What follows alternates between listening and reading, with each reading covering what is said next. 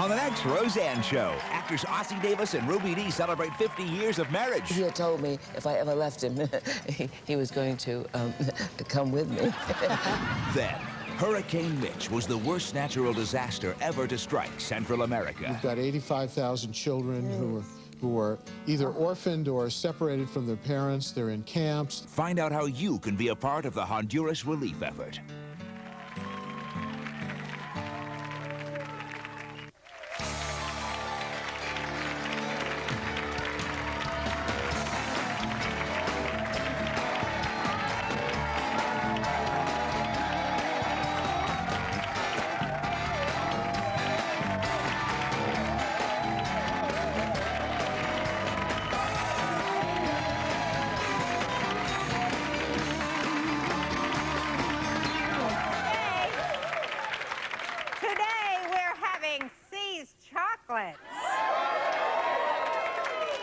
Because in the immortal words of Mary C. herself, it's never too late to have a happy childhood.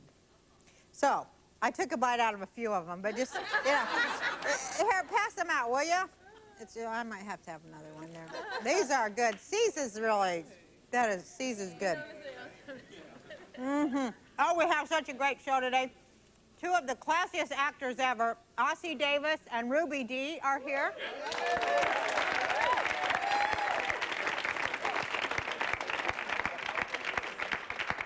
Tips from my new book on entertaining people we hate during the holidays. And Central American relief workers who are making a big difference cleaning up after the devastation from Hurricane Mitch. But first, we're going to play a game now, and this is called Famous Quotes from the Movies.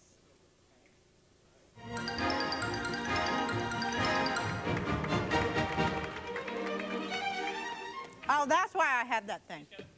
Who's got that? What are you doing with that? Okay. Now, if you think you know the answer, do not yell it out. Stand up and jump up and down. And our warm-up guy, Daly, will come on over to you. Now, if you're right, you're going to win a Roseanne T-shirt. Big night out, huh, folks? Okay. Here's our... Here, will you hold that chocolate? Okay, thanks. Okay, this quote. Tell me what movie it's from. I don't want to miss anybody back here. You know how to whistle, don't you? Well, okay, are we going to go to him? Okay. Am I supposed to go over there? Oh, just say it. What's the movie called? Humphrey Bogart and... That isn't the name of the movie. You don't know the name of the movie? You know the name of the movie? She has it. To Have and Have Not is actually the name. Are you going to pass that chocolate along? Okay, everybody knows this one. You want the truth? You can't handle the truth. What? What is it? You don't know. You can't handle the truth. Do you know it?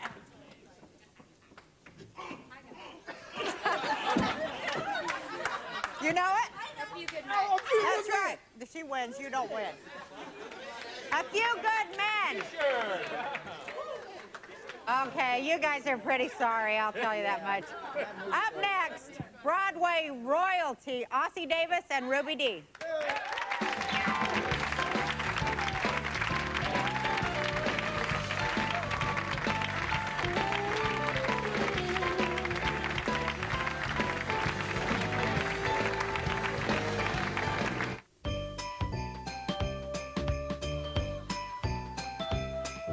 I've just written a new book called How to Entertain Folks You Can't Stand During the Holidays. It's been working for me this holiday season, and I want you to see it in action. The book and video series come with free earplugs because the fast track to entertaining people you can't stand is not to listen to them. First things first, we put these earplugs in your ears, You don't need to hear the good things people say. Earplugs are designed to drown out 90% of the noise and turn you into the perfect host to people that you only have to entertain once a year. And the only thing that you have to be able to hear is the beep on the microwave.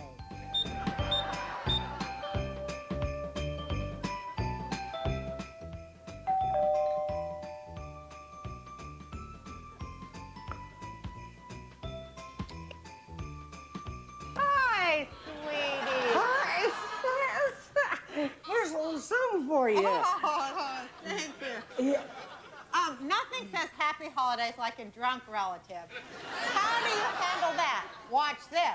Parents never see anything wrong with their children. Mother, it's your son. Mom, baby. Mom.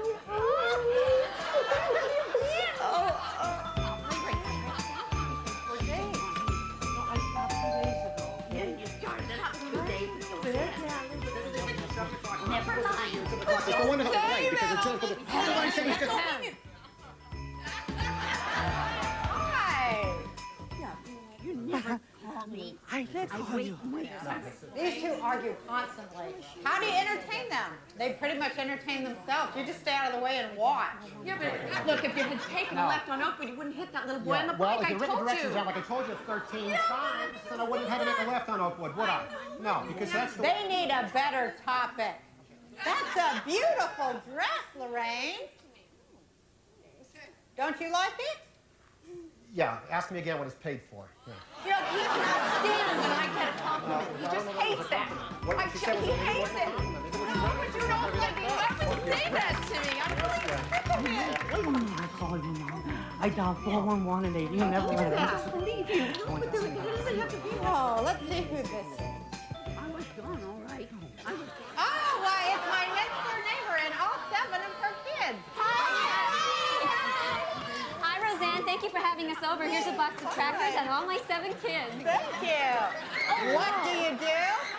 You welcome them and show them the children's table. Each chair has its own little seat belt on it. And so if you personally strap them in, you won't have to worry about them using your sofa as a trampoline. Come here and sit down, honey. Come here, right here. Me and the box of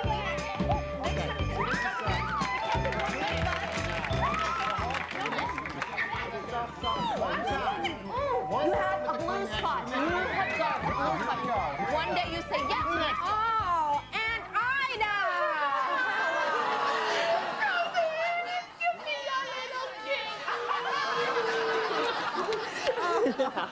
Oh, my 2 daughters couldn't come because they're married. They're doctors, both of them. Nice. How do you entertain that hairy relative who just wants to kiss you until you can't stand it? You send them over to the children. And she'll squeeze them and pinch them and hug them and pinch their cheeks. Hey, look, there's some kids jumping on my sofa. Do you mind if they sit on my lap? I just love to squeeze little children. They're so soft and cuddly. Well, that's what they get for jumping on my sofa. You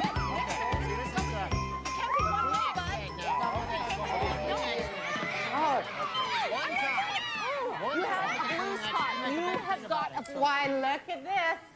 It's the neighborhood gossip. How are you? Good. Come on in. There's that woman with all them children. Got so many kids she don't know what to do. Listen, she's a strong woman. No man will claim her. Ain't got no father. She's a strong, strong woman. Hadn't she heard of birth control? Here, come and sit down, won't you? I saw your brother crawl out her window. I didn't want to tell you this. That black child looked like he spit her out. No wonder he drinks. But don't you talk about that woman. If I hear you talk about that woman, I might kill you. She's a strong woman. Here, sit down here. I'm there by myself. Yeah, but you know what? That's all right. You sit down and talk to all these kids. But I wonder what happened to that dog. You can just sit this gossip next to anyone, because all he wants to do is talk until dinner is ready. You just face him to the wall, and he'll keep talking till dinner's served. And that's leather. That's cost money. I wonder if it's designer. Oh, she just keeps talking. Oh, Hey, gossip, come on over here to this table and favor us with a song. no. Okay. Me and the box of Kleenex? Next Okay, time you're see, gonna this have to go is, with me. It can't be one way, bud. We gather together to ask the Lord's blessings. He hastens and chases to make his Same will thing every known. time. My name is Pete. Let's eat. Isn't this a nice holiday party? Happy holidays, everyone.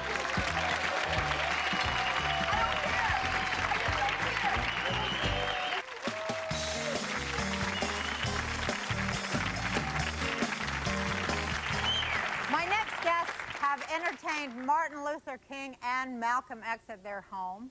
They've dined with the president. They are legends of stage and screen, but their most remarkable achievement is that they have stayed married for 50 years. Please welcome Ossie Davis and Ruby Dee.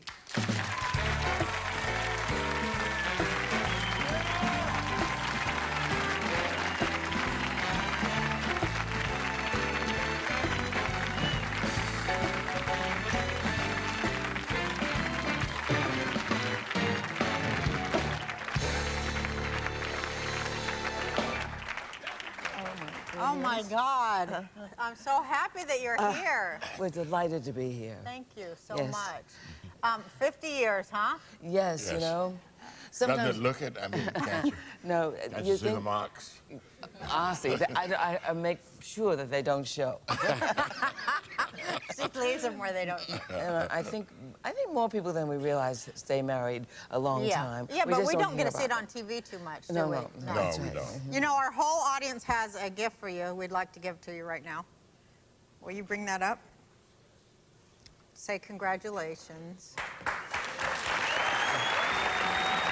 Everybody signed it. My. Oh, thank you so much. That was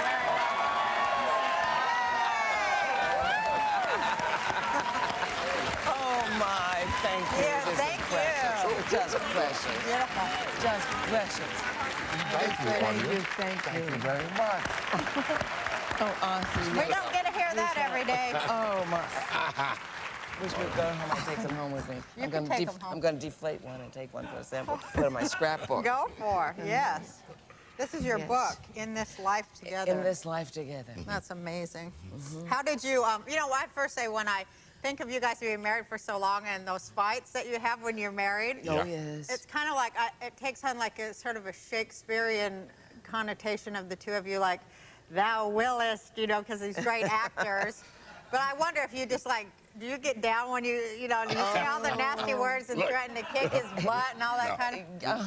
The argument may start out Shakespearean, but that doesn't last very long, you know.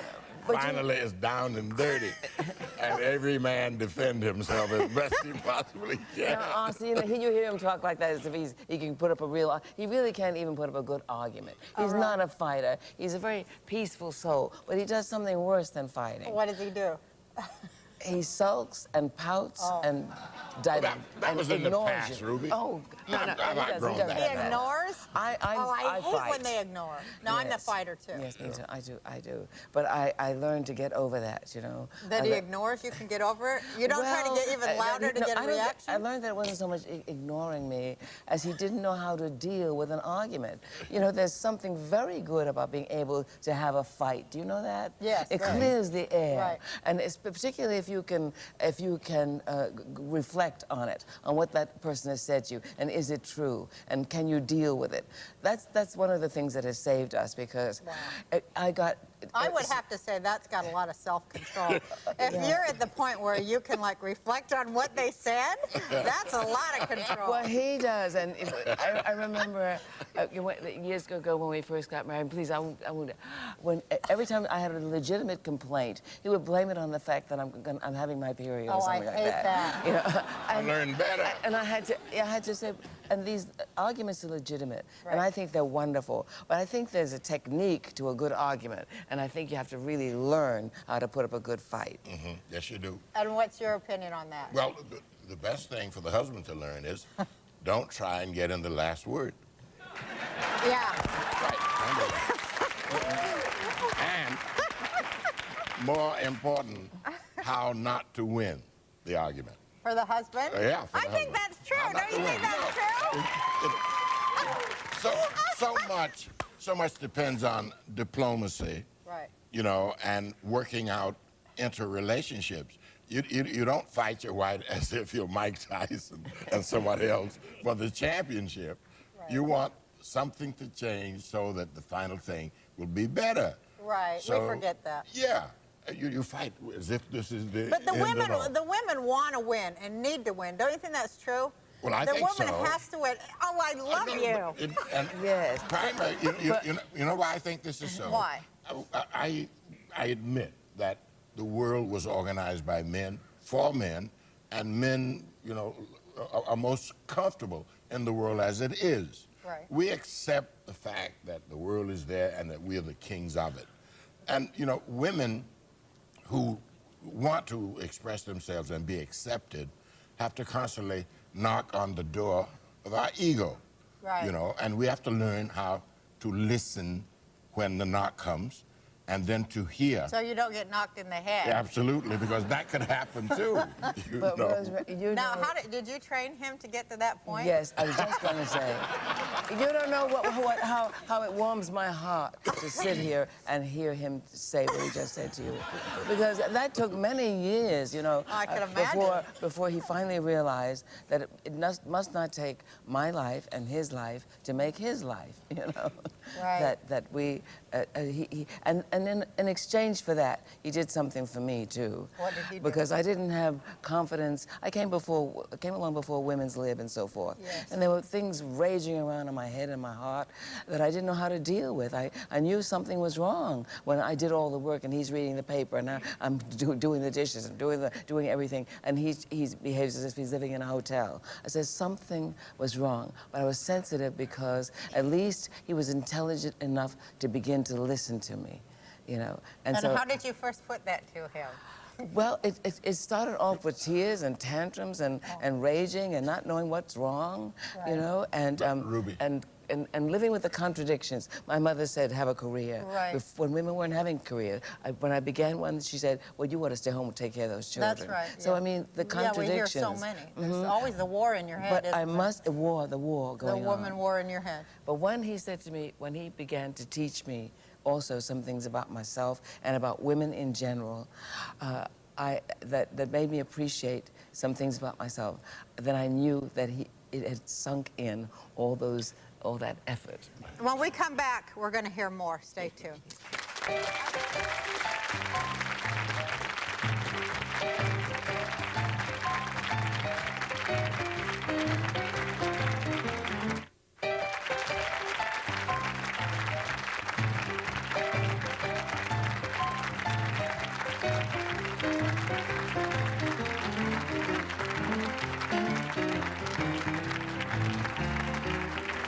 I want to talk to you about politics and everything, but I want to hear what you were going to say. There was one moment, Roseanne, when I realized what I thought would be the key to the future relationship. We had been married maybe 2 years. We had moved to a new house with a brand new baby. And one day, Ruby was washing dishes, and she asked me to come and stand beside her. And she said very quietly, you know, I'm not going to do this all of my life. I said, no. She said, no, I am going to be an actor. Wow. And in order to do that, I'm going to take courses and to study. And I want you to know that. And I said, well, I have no problem with that. And we worked out an arrangement where she went to the acting classes and studied. I stayed home with the baby, which was all right with me because I'm a writer and the baby was very quiet. But I made, I think, that decision at the moment, which I didn't realize how important it was. When I accepted the fact that Ruby had an independent life and an independent career, and at that moment I understood and said, Ruby, go ahead, do the best you can. Yeah. Remember that? Oh, yes. You guys have been, as a couple, all over the emotional map with the things that you've done to stay together. And I want to hear, because I'm so nosy. I want to hear about the fact when you decided that you were going to have an open marriage, too, and what happened then. Oh, I'm so nosy. I can't wait to hear it. Can't wait to hear it. Well, I think I agreed with it because I think I agreed to it because he was gone so much and I was home. And there's something about women who are working and outside and I don't know, I didn't feel up to the competition. And I didn't feel was as he if I the had one a that right brought it not up? to. No. No. Well, You I brought did it up. because Yeah. it was worrying me, and I couldn't sleep, and I couldn't eat, and was bothering me, and find myself crying and all that, and I'm feeling like I'm being left behind, and he's meeting all the beautiful, wonderful people in the world, and although he was not disrespectful to me, I felt that his interests were much wider than me and the house, and so I asked him about some people that we know, and I said, well, why don't you? I brought up the subject, praying that he wouldn't take the bait. But you know, No, you wanted him to go. Absolutely not. Oh, yeah, and we all do that. absolutely not. No, I don't want to, and all that.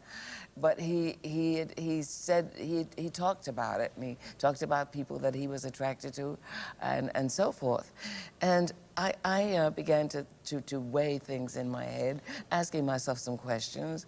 I mean, is this worth my giving up a man that I love? And I've made up my mind since that day. It's stuck too. If you love a man, you hang in there and you fight the demons and you stake your territory and make it work. And it was from that we agreed that we would, if we were attracted to somebody, we agreed the world is full of marvelously wonderful people, very attractive, especially in this business. And it's difficult sometimes to say no. Okay. And he agreed that we would try that for a while. And I confess when he, when he went away from me, and I was, even though I said yes to the arrangement, I wasn't happy about it until, of course, the moment came, such a moment happened for me, Because you never did, right? Never did what? You never got interested in anybody else. You never had the. Well, yeah, I was interested, and but you never went there.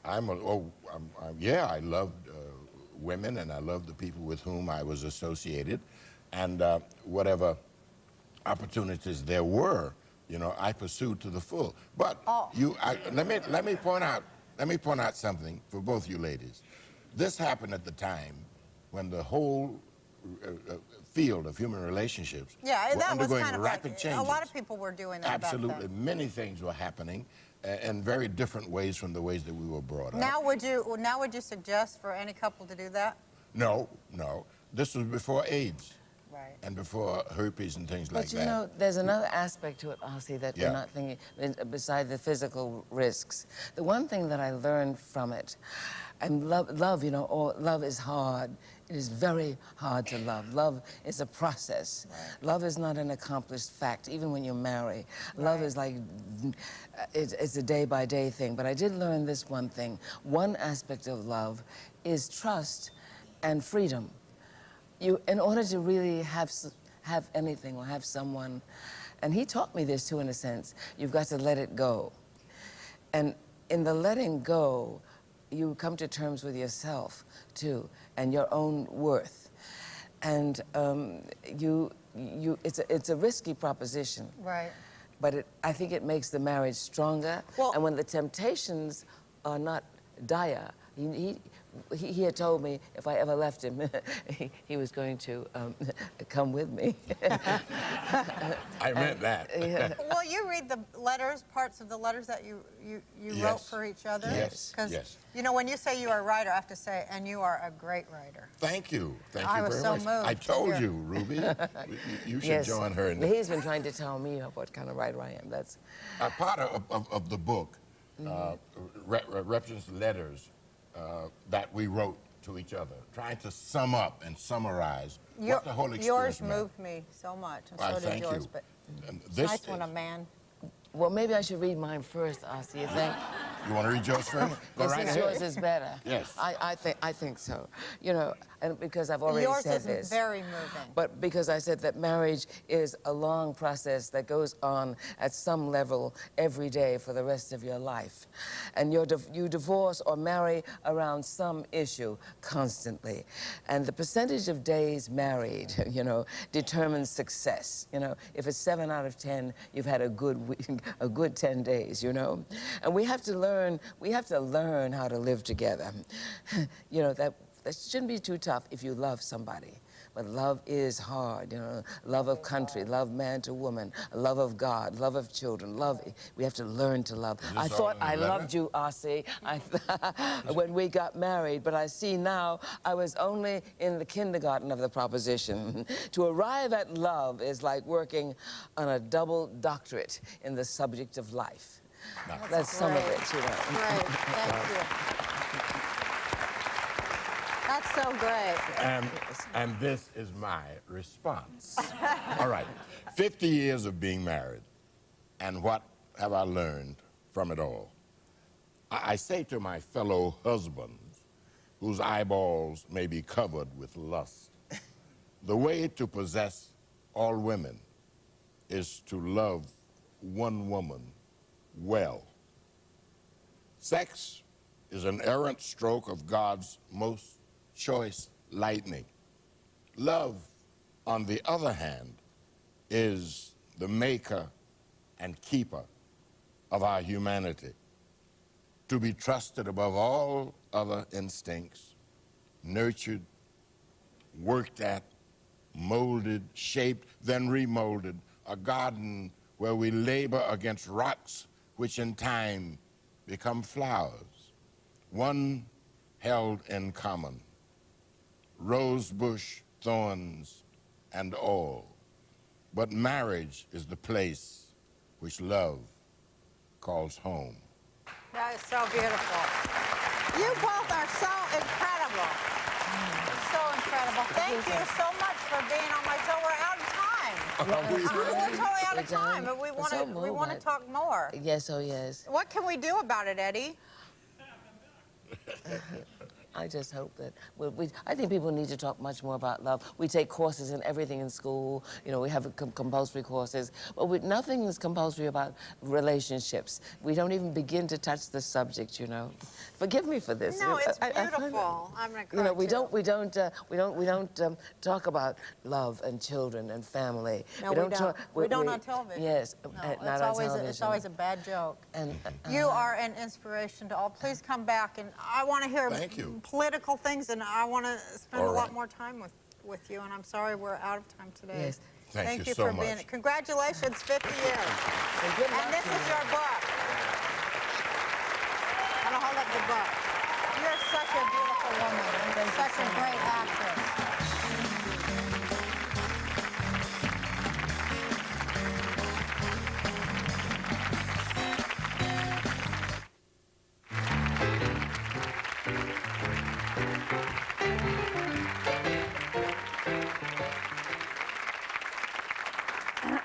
Last month, Hurricane Mitch swept across Central America, leaving over 3 million people homeless and 85,000 children without parents. My next three guests are people who decided to jump in and make a difference with the relief effort. Please welcome Richard Walden, Carlos Mencia, and Alfonso Zanoletti. I know that all three of y'all are helping with relief efforts to help the people in Central America, and in particular what's going on in Honduras. The devastation that hurricane has done is unbelievable. So let's start with you, Richard. Tell us what you're doing. Well, Operation USA is based here in Los Angeles. We're a 19-year-old international relief group, and we've worked in 75 countries, including the 4 countries affected in Central America since the early 80s. When it was clear that this hurricane was going to be the most devastating ever to strike the hemisphere, Operation USA and the California Community Foundation set up a joint fund, and we've been able, with corporate contributions of medicine and a lot of cash, to send 2 airplanes full of cargo to Nicaragua and Honduras, and we've been able to send 2 boatloads down to Honduras and Nicaragua as well. And we plan a longer-term recovery program, which is going to take a couple of years, I'm afraid, because the devastation was so major. You've got 85,000 children who are either orphaned or separated from their parents. They're in camps. They're in doubled and tripled up with relatives. You've got two... Isn't there a problem getting stuff to go there, too? Because, you know, my nanny, she flew down there last week with some people. Yes. And she took medicine that she gathered from doctors and such like that, but she had to, like, private citizens were just flying on commercial airlines to get it down there. Because there's a problem with distribution, isn't there? There's a big problem with distribution, getting it out of the capital cities and out of the airports into the very remote areas. And remember, a lot of these places still aren't fully accessible. Right. It took me 15 hours to go back and forth between Managua and Ocotal in northern Nicaragua the other day. That's a 3-hour drive in most. Well, we're going to ask you more about what we can all do to help. But we want to talk to you, Carlos, because you've actually lost friends, right? Yeah, well, I was born in Honduras, and luckily for me personally, my father, I mean, I make good enough money, and I bought my dad a satellite phone. We say that you're a comedian. Yeah, well, I'm a comic, and I was able to, like, you know, get him a phone, and so I'd call him every day and talk to him. But the people that I'm worried about are like, you know, I do the week shows, Wednesday through whatever, and maybe on a Wednesday I'll say this show, whatever money I make, I'm gonna send down there. So I've gotten about 20 grand, and I'm gonna take it to this little town where my dad lives, because the reason why it's important to me, not only because I was born there, but because I go back there and these are some of the happiest people. I mean, they teach me so much because, you know, I mean, we sit here and we're like, I can't believe I didn't get the TV show. Why didn't Johnny Carson call me? Oh, Leno didn't put me on his show. Oh, I got a standing on his and call me back. But I go over there and, you know, here's some people that don't have much, that have so little, and they're smiling and they're happy. And my dad told me that right now they're not like that anymore.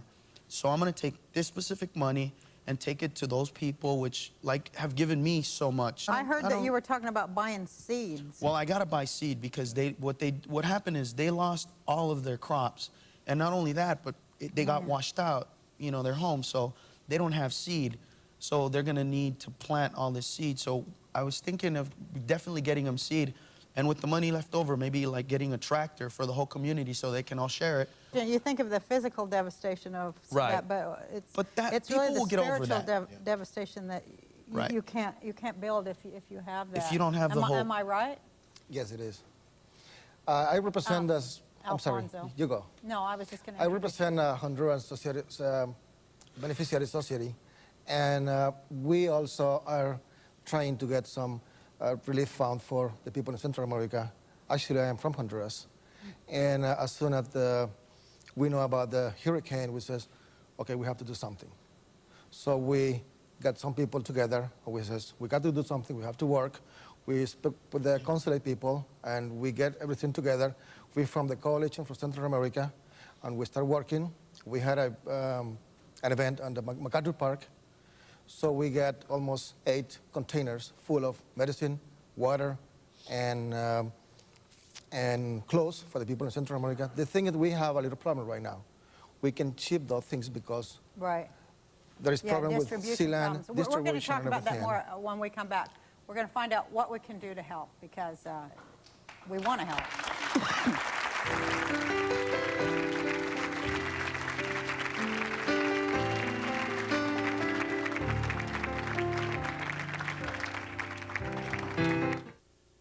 On the next Roseanne show, Roseanne welcomes Richard Simmons in a big way.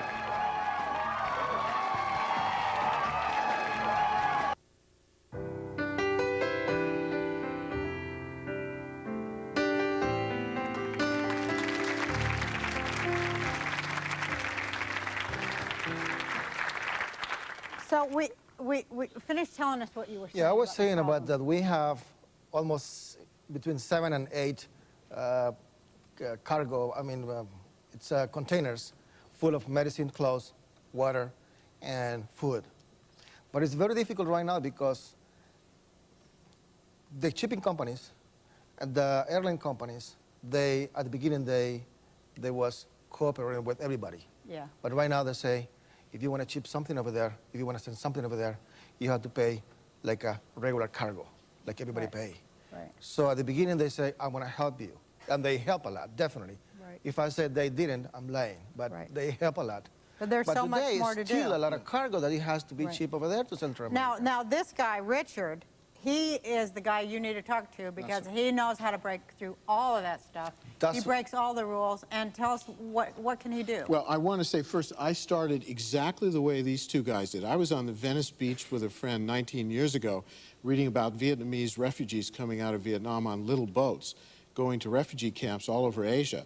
And we called an airline, got a donated airplane, and filled it up with medicine. We asked the right question: what do they need? What is their perception of need? Not what do I think they should have? And we've done 75 countries in 19 years. What I wanted to pick up on, which is what Carlos said, which is really right, and that is he wants to bring down enough resources to let people figure out what they need. Right. I was in Nicaragua last week. They want $550 worth of building materials that will entirely rebuild a house. So we committed to rebuilding 60 houses through Operation USA and the California Community Foundation. They need water purification. None of the water systems work because they were all buried and flooded. These pills are from Ireland. They're water purification tablets. I get, for $8,000, I buy 2 million of them. And you put each one in about a gallon of water for 15 minutes. It takes most of the impurities out. It's really simple. What do we need? We need to get stuff down there. There are three things. Money makes you very flexible, but you don't need money if you have donated supplies and donated transportation. We partner with groups already down there. We don't reinvent what these people think and feel and need. We let them decide, and we're their servants for the rest of this disaster period, where we go out and find them the resources. Well, I imagine that gives them back some sense of control over their world. Yeah. What can you tell him? Well, I think what we can do is meet after the show, take a look at what he's got, use our existing channels to try to help him get his stuff shipped down there.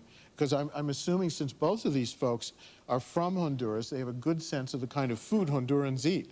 I don't think we're sending peanut butter. I think we're sending rice and beans. Rice and beans. Yeah, we're sending real stuff. I mean, medicines, water, clothes, I mean, nice clothes, everything. $500, though, to build a house. $550 will completely, it's being built by them, themselves. So we just buy the materials. Can we give a number?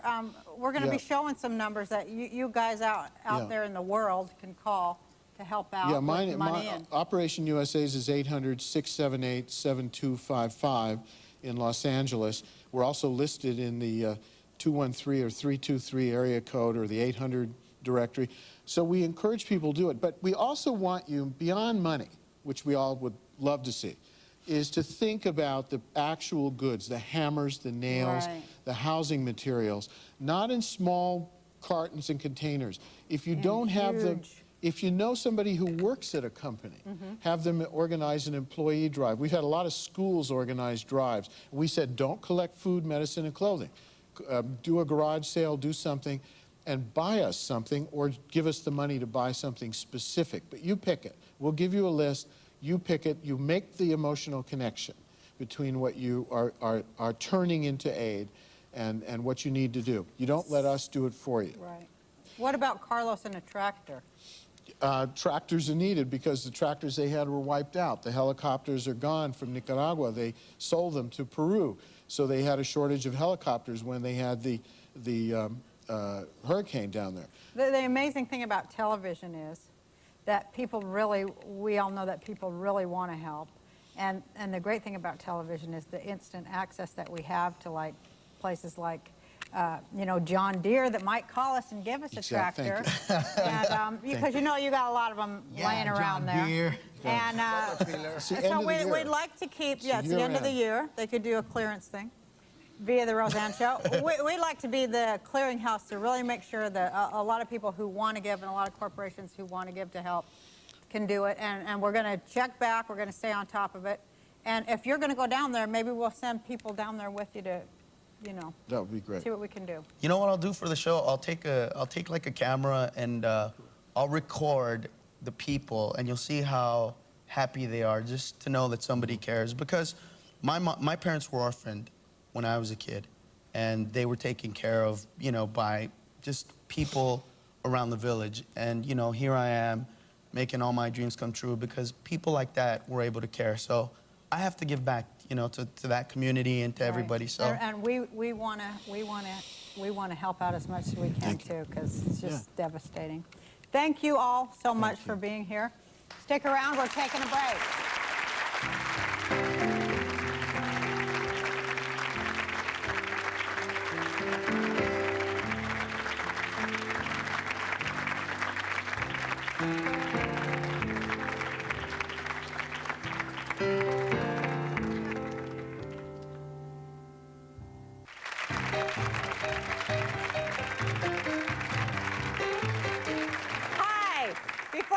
Goodbye and thank everybody for coming and everybody at home for watching. This is my head writer, Ellen Cleghorn. Hi. Ellen, why do you think that bit, you know, the movie bit quote, why do you think that just really didn't work too well? Or do you think it did? Do you think it has potential? Well, I think it might have potential. I think anything has potential because there's a million possibilities. But it didn't work because, number one, it didn't work with you in the audience, I thought, like visually. Yeah. I think maybe you should have been central, and then everything should have been around. Yeah. And I'm gonna have to blame the audience. I'm gonna have to go with that.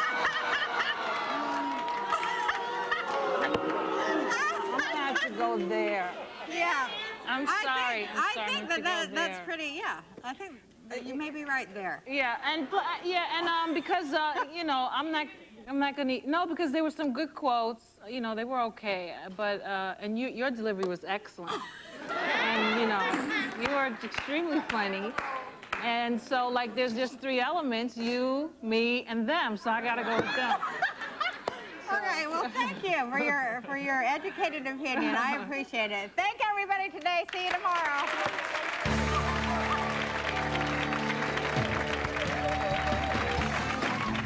17-year-old Shane has never met or even seen a picture of his father until today. For the first time, father and son finally meet next Oprah. Tomorrow at 4, followed by News 8 at 5, here on Channel 8.